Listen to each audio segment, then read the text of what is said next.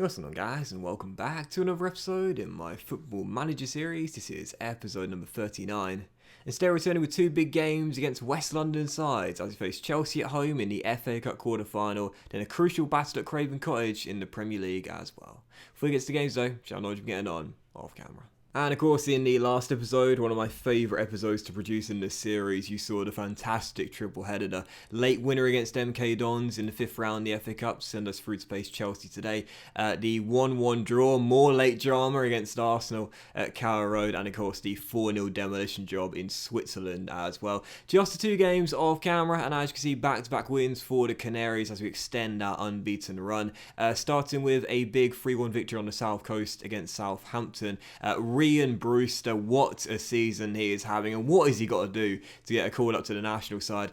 He made it 1-0 right before the break, and in the second half, whilst the Saints did grab a goal to get back on level terms, goals from Emi Buendia and Brewster once again made sure we would leave the Saints with the 3 points and a big victory there. And our second and final game of Carrow won't show you all the goals, so it was a simple 3-0 victory against Young Boys in the second leg of our Europa Conference League second knockout round. As we knew, after the 4-0 win in Switzerland, we were making it through. Nice to see Vasilic get a goal. Ida scores. He extended his run in the race for the Golden Boot in the Europa Conference League. And also James Akawa scored his first ever goal for the club as well, which was really nice to see too. So, yeah, back-to-back wins. And as you can see, we are indeed into the Europa Conference League quarter-finals take on Vitesse. Now, the first leg is not going to come today. It's away in the Netherlands. But I think what I'm going to do is in the next episode, play this one off camera, and then come back for the second leg at home, plus Everton, who right now, as we know, are flying in the table in second place away at Goodison Park as well. So I'll play the first leg off camera, but come back for the second one.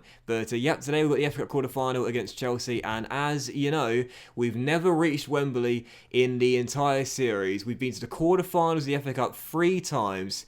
Is this the year we finally get to Wembley? Let's find out. Come on, you Canary. So heading into the game, as you can see... Oh, sorry, I forgot to show you the Premier League table, didn't I? Sorry about that. Head's gone. Premier League table, as you can see, after the win against Southampton, we are still outside of the top 7, but only by 2 points. And we've got a better goal difference record on Spurs right now as well. So we're still there. We're keeping pace with the boys above us right now, but if Spurs win their remaining 8, there's nothing we can do about it. But yeah, heading to the first game of today's episode, as you can see on the injury report right now, only Eze is carrying a slight knock. Everyone else is fit. And of course, this Gegenpress is the formation we've been using and the tactical system we've been using in its unbeaten run, so we'll continue with it for the first game today. It's Chelsea in the FA Cup quarter-final. Come on, you Canaries. This has got to be the year we reach Wembley. So Henderson's in goal. He's our cup goalkeeper, and about 4 is Lewis, Benkovic, Godfrey and Arrows, with Sander, Longstaff and Madison through the middle. Buendia on the left, Dembele on the right, and Brewster up top. And on the bench, Farines, Basia, Madu, Thompson, Jokic, Vasilic and Ida as well. First of 2 games today, and a chance to reach Wembley.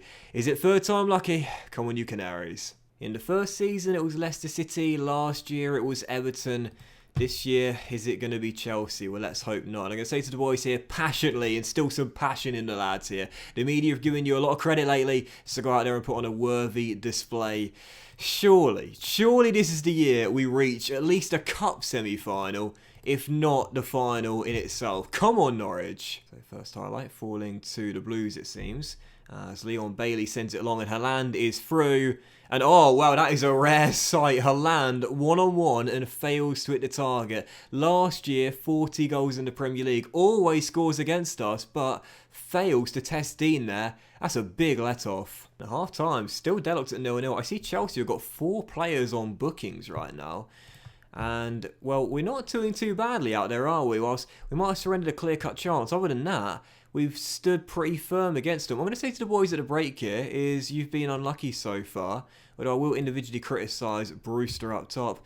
Second half to come, I'm pretty content at the moment, I must say. What I might do is actually instruct the players to run at defence, try and run at tired legs, and maybe see if we can get one of those boys in the back line their second yellow card. Ref's been card happy today, it seems, as Jamal now goes into the book too. Just over half an hour to go though, but Chelsea have a chance to possibly go in front. Tomori back towards Kovacic. And as he skips round Longstaff, he left him in the dust there and gets around Buendia too. Matty does come back and make a recovery challenge and maybe a chance for a quick Norwich City counter-attack with Buendia storming down the left and taking over the halfway line and continuing his run and rolling it through. And yes, Dembele gives Norwich the lead. Come on! Wonderful run by Buendia, picks it up inside his own half after Longstaff's challenge, rolls it through to Karamoko, and he's had his injuries this season, Dembele, but that's a wonderful strike into the bottom corner as he gives us the lead. 31.5 minutes on the clock. Yeah, he's definitely onside. Can Norwich City hold on to this victory that will send us through to Wembley for the first time in the save? Dembele receives the goal kick and feeds it back to Max Aarons, who takes it in his stride and plays it back infield to Maddison. And Brewster knocks it down, and now Aarons takes over and drags it wide the post. With Chelsea's fantastic attack, I'm expecting them to get back on level terms at some point, as Sancho steps in from the left-hand side and plays it back to Bruno Fernandes with an absolute scorcher. And the former Manchester United midfielder has just banged one out from range. Well, the lead lasted 4 minutes, and an ottimo goal from Bruno Fernandes sees the Portuguese midfielder put his Chelsea side back on level terms. That is absolutely glorious. 1-1. Now let's not capitulate. Come on, Kovacic. Playing it long, and Aaron's... Oh! Whoa. Oh, dear, oh dear. I thought I was going to cross the line there. Henderson did well to recover and stop Max from scoring an own goal as Buendia goes for goal himself and fires it just over. 14 minutes to go. Are we set for extra time? Corner for Chelsea. Fernandes floats in, Benkovic heads clear, but Reece James picks it up, and you can just see a late winner in this game, can't you, as Fernandes gets around Buendia, cross-blocked, but it'll ricochet right back into the path of Reece James. Kovacic to Ruben Diaz. Don't surrender this, Norwich, come on. Fernandes to James, Benkovic heads clear, and Longstaff heads on. And now a chance for Norwich to break with Brewster. With a wonderful agile run, he's going all the way!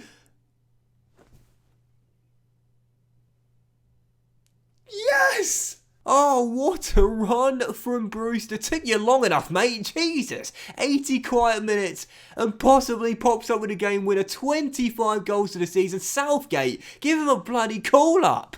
No.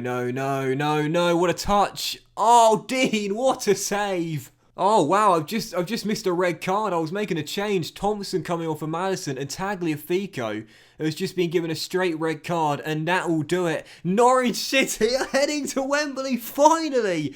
3rd time's the charm, and finally we've done it.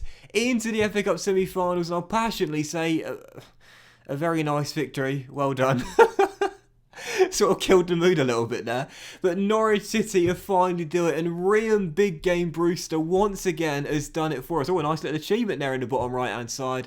Finally, we've made it to Wembley, into the semi-finals.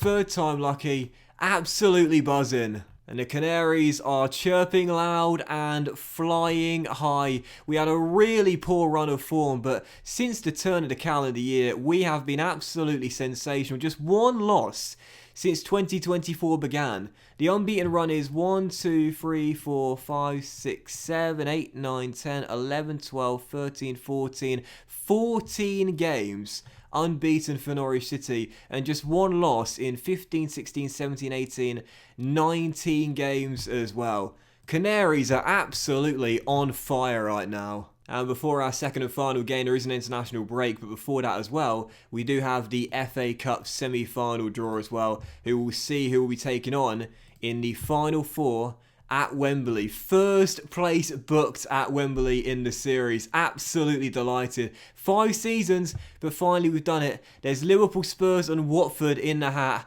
And I'll be honest here, no disrespect to the Hornets, but I want you. Come on, let's get Watford. You know, it's going to be Liverpool instead. Liverpool in the semi-final. Spurs will be taking on Watford at Wembley then. But save the date, Liverpool in the FA Cup semi-final on Sunday the 21st of April. Book your ticket. There'll be 45,000 allocated for us. It's Watford in the... Where are we here? Oh, how about that? Perfect time in FA Cup semi-finals. What we can do then in the next episode is do Vitesse. Sorry, it's Liverpool. I just said Watford. It's Liverpool. We'll do Vitesse at home in the second leg of the Europa Conference League quarter-final, and then Liverpool in the FA Cup semi-final at Wembley as well. Perfect timing. Finally, we got to Wembley. Rian Brewster. God, I love it, man. Seriously, I don't understand why Gareth Southgate is overlooking my players. I really can't get it. Like, we're in 8th place this season, having another really good year, exceeding our expectations. As you know, defensively this season, 3rd best defensive record in the division. Godfrey won his first cap last season, but other than that, has never been called up ever again. Max Aaron's yet to get a single call-up for the national side. Ryan Brewster, this season, 2nd top scorer in the division, has never had a call-up to the England side. Seriously, Gareth, what have you got against Norwich City? And speaking of, Brewster now named Player of the Month for March as well, so I'll give him some congratulations. I want to say well done for winning the English Premier League Player of the Month. Thanks, boss. Really appreciate it. I've worked hard this month, and it's nice to see it paid off. You know, interestingly enough, Brewster, you might notice he does have interest right now from the Gunners. And Chelsea have now joined the race as well. Very interesting indeed. I want to take back their former youth prospect. You know, Brewster, obviously, we spent so much money on him last season. And if you remember, he had an amazing beginning to the campaign last year and then tailed off towards the second half of the season. I thought the same might happen this year. He had a great start, then had a few games without a goal, but I stuck with him, and I'm so glad I did. He's now scored more goals this season than ever before with us in a single campaign. He still could end up winning the Golden Boot as well. He comes up big in the big games. And again, it's so easy to remember. He's only, in fact, it's his birthday today. He's just turned 24 today. Happy birthday, Ryan. And the birthday present he's got is the Player of the Month award too. So, yeah, we could cash in or make quite a bit of money on him, I think. But I would much rather keep him here. Come on, Sheffield United. They're playing Spurs today as we're the Sunday game due to our Thursday night fixture. And if they can take points off Tottenham, that'll be massive for us. And, oh, look at that. Spurs scored right at the end of the game to win out of the death there. Otherwise, we could have had a chance to move into 7th to end today's episode off. But instead, the gap now up to 5 points, and we'll have to win again if we're to close it to 2. Just before the game, by the way, I forgot to tell you this, but we've just had another youth intake. And again, don't get excited. Best player is this guy right here. He's a Swedish young centre-half who we've got. And, you know, his stats aren't the worst. He's 6'4". But again, I'm not overly optimistic. But then again, Rose has done okay this season. So has Akawa as well. So you never know. The good thing about Sheffield United losing, by the way, is that they have a young centre-back, a young Belgian centre-half that plays for them. And he is really, really good. And I must say, if they do go down, I wouldn't be against snapping him up. I should be able to find him for you really quickly. There he is, Dominic Polmans. So keep your eye on this young man. If the Blades do go down, well, let's just say he might be doing a Sander Berger and swapping Bramwell Lane for Carrow Road. Very, very nice stats. Describes a wonder kid. Only 19 years old and due to turn 20 next month. He does have a relegation release clause of £40 million as well. We'll probably have to meet that, but based on his age and his stats and his potential as well, I certainly wouldn't be against parting with a lot of money to bring this guy to Carrow Road if Sheffield United go down, that is. But second and final game is indeed Fulham away at Craven Cottage. We look to extend the unbeaten run and keep pace with Spurs. And of course, this game coming a few days before our game against Vitesse. We're going to make just a one change to our lineup on the back of the win against Chelsea. And this will be our team for it. By the way, Jokic got a slight knock in training and he's going to be out for the game. But this is going to be a team. The one change is Farines coming in goal for Henderson. And about for us, Lewis, Benkovic, Godfrey and Aarons again with Berger, Longstaff and Maddison through the middle. Once again, Buendia and Dembele on the flanks with Brewster up top, and on the bench Henderson, Vasia, Madu, Thompson, Eze, Vasilic and Ida as well. Second and final game, let's cut the gap to 2 points once again. Come on, you Canaries. So first highlight of the game coming to Fulham in the first minute as well as Godfrey heads clear and Maddison nods on. But as Lewis loses the 50-50 duel to Rashika, golden chance for the hosts and they've taken a lead as well. Bit of bad luck for it, but Luke Dalton, a new gen/regen who I spotted before, gives the Cottagers a lead inside the first minute. First shot blocked, but as Farines is on the floor, it's a simple finish for the young man. And Fulham take a very early lead. It's okay though, it's okay. A bit of misfortune, can't help that. 1-0 down early, but plenty of time to get back in this. Turns out Farines wasn't on the floor in the end then. Obviously, when you play on 2D, you kind of have to use your imagination a little bit before you see the 3D replays. But either way, Fulham having a very early lead. 20 minutes into the game, still down by 1, yet to create anything. Until now, perhaps. Corner for the Canaries, and oh, do. Ryan Brewster. Too good, man. Too good. Going for that golden boot and trying to keep Norwich in the European race. Emmy with the corner. Brewster heads on. In off the frame of the goal as it trickles over the line. 26 for Brewster. Sessegnon down the right for Fulham. And Stephen allowed a lot of space to cross. And Gregoritsch heads it just over the bar. Invited him inside there. And a bit of a let-off as header sails over the frame of the goal. Still 1-1, but certainly more goals in this game, no doubt. Lewis to Brewster. And Ryan on the turn cross. Keane heads clear, but straight to James Maddison. He's got Max with him. And James dispossessed by Hughes, who clears. And oh, what a lovely ball by Will Hughes. Gregoritsch is through. And he should have scored. Farina stood him up brilliant there. Great footwork by the Venezuelan, I'm sure, as he denies him and keeps it at 1-1. Great stop, and Guardiola's header just wide as well. Farina's out of contract in 2 years' time as Buendia crosses to the middle. And oh yes, Ben Godfrey, captain fantastic, puts us back in front. I was going to say Farina's this season's done really well for us. Multiple clean sheets and a big reason why we've had the third best defensive record in the division. But Emi Buendia today setting him up left and then right. Whips it in, Godfrey heads home. Second goal of the season for the skipper as we're in front for the first time. And now can we make it 3 right before the break as Godfrey is, dispossessed by Gregoritsch. And I will say this about Ben Godfrey as Gregoritsch is through. And that's a brilliant recovery block by Ben, to be fair. That was brilliant. Stuck with him all the way. Do you know what? I was just going to criticise him real briefly there. But instead, I'll save the criticism for later. Fantastic recovery run from Godfrey. And a great last-ditch block too. Dembele to Buendia. Stepping in from the left, and he's been brilliant today, Buendia. He deserves a goal for his 2 assists, but a fabulous save there. Keeps it at 2-1. Fantastic game this. Action-packed. 40 minutes still remaining. Plenty of time for Fulham to get back on level terms, or us to extend the lead. That's yours, Berger. There we go. Lovely first-time long ball. Brewster one-on-one. Oh, saved by the goalkeeper. And cleared away as well. We've had some golden chances to extend the lead this afternoon, but still, we're only in front by the single goal. 25 minutes to go. Job not done yet. 4 minutes of added time. Highlight for the Canaries as we look to close out another big 3 points. Oh, lovely awareness by Jamal to spot Buendia all alone. And Emi Buendia denied the goal he so sorely deserves today by a fabulous save by Rodak, turning that powerful effort onto the crossbar. Surprised that didn't break his wrist as we still lead by 1. Almost there, lads. A third goal, and that will wrap it up as Eze flicks on to Maddison, hooked away. But it doesn't look like we're going to need that third goal because we are going to hold on to another big 3 points for Norwich City. We come from behind to get the win. Brewster and Godfrey with the goals. And that means with Spurs still in 7th, we are not going anywhere. Brewster's tight calf is not a big deal as we extend the unbeaten run. And again, Arteta, piss off, Ryan's not for sale.